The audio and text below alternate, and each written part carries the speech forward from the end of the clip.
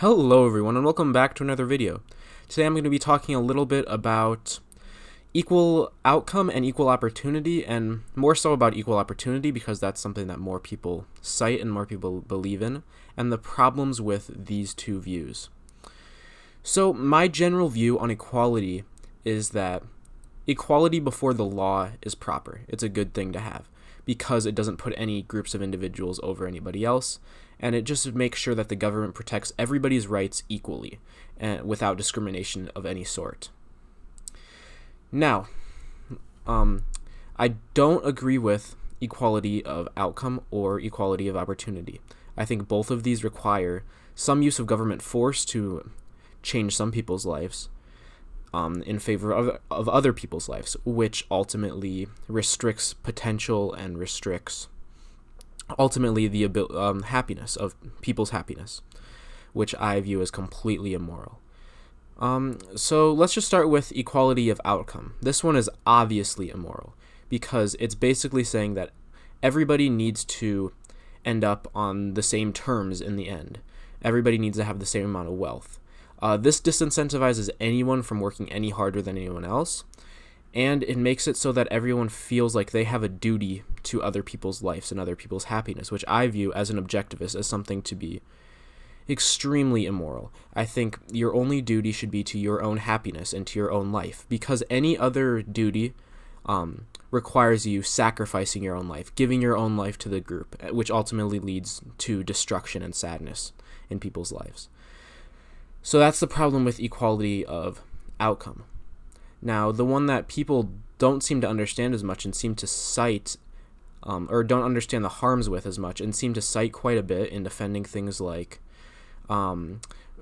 public education and most government programs are justified by equality of opportunity. This is also immoral.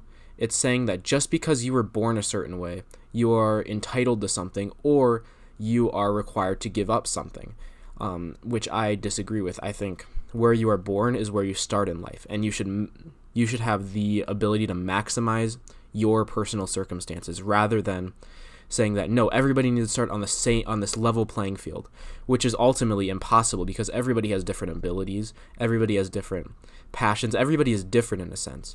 So to say that we all need to start with the same amount of opportunities is to, in its most consistent form, argue that everybody should start in the same place and with the same abilities. And I mean, the most consistent practice of this, I know nobody's really advocating for this, but when you take this principle to its consistent, logical outcome, it leads to Cambodia, where you sent everybody to the fields and everybody just had to live on their own from the same starting point, and the people of ability were killed because they have an advantage.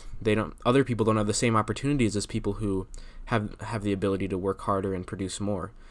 So they should be killed because it's not the same opportunity as everybody else.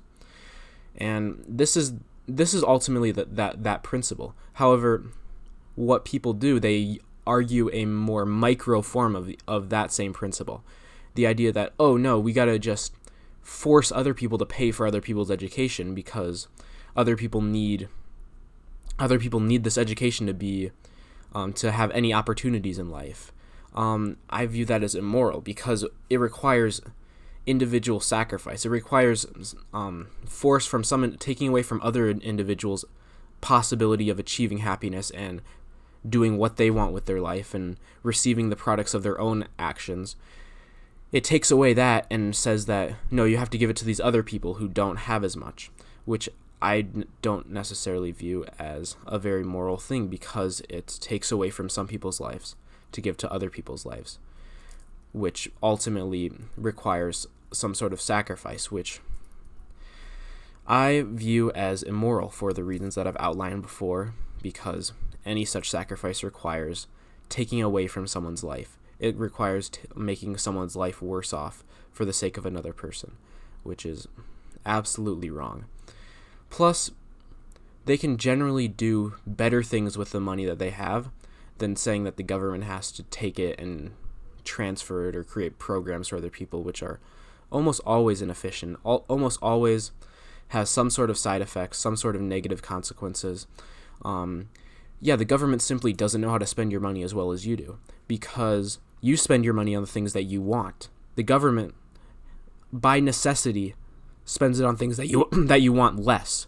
Because if the government spent it on things that were your number one choice, why not just leave you free to choose what you want? Because that's your number one choice anyways. You're going to choose it anyways. So the second the government takes your money and transfers it to something different, it's giving it to something that's less demanded, something that's less needed. And I mean, just look at education, which is one thing that is cited with equal opportunity. This is something that people are overeducated. It's all the same education. Public education is the same everywhere, and that's necessitated by what public education is. It's run by the government, and it's government funded, so the government needs to decide what is education. So it creates this cookie cutter standard for everybody, but not everybody needs everything that is taught in these schools. Not everybody needs the same education. We live in a economy that is extremely specialized, but we have a standardized education system, it makes no sense in our economy. It makes ultimately no sense in general, because each person's different. Each person has different requirements of education for their career. And ultimately, some people won't necessarily have the same opportunities to educate themselves as other people, but that is not necessarily a negative thing, because what correcting this would require is force. It requires pulling other people back. If you want to have everybody start at the same starting line in life, you have to pull some people who are ahead a little bit. You have to take them and just pull them back, which means that they have less capacity to achieve for themselves. Because life is not a race. Life is not something where we're all fighting for ourselves and at the expense of other people. We want people to have as much success as possible, but equality of opportunity pulls some people back and maybe nudges some people a little bit forward, but in the aggregate, it makes everybody worse off, because in general, it moves the starting line back over time, which that's simply the nature of what government intervention does. It makes an economy less efficient. It makes an economy less able to meet the demands of consumers, because people have less money to spend on what they want, and the government spends on things that they don't want. So this equality of opportunity idea ultimately hurts everyone in the end, because it pulls everybody backwards. It pulls everybody backwards to the same starting line. You can't pull everybody forwards. That's impossible, because we have finite resources. So you can't start everybody with this large amount of wealth and this large amount of opportunity. What equality of opportunity necessitates is taking people and pulling them backwards, it's terrible. I don't get how people can advocate for such an idea. And yeah, in the end, it just hurts everybody. So which do you want? Inequality of opportunity where everybody's better off in the beginning, or would you prefer equality of opportunity where everybody starts worse off? That's all I have to say for today. Thank you guys for watching this video, and I hope to see you guys in the next video. Peace.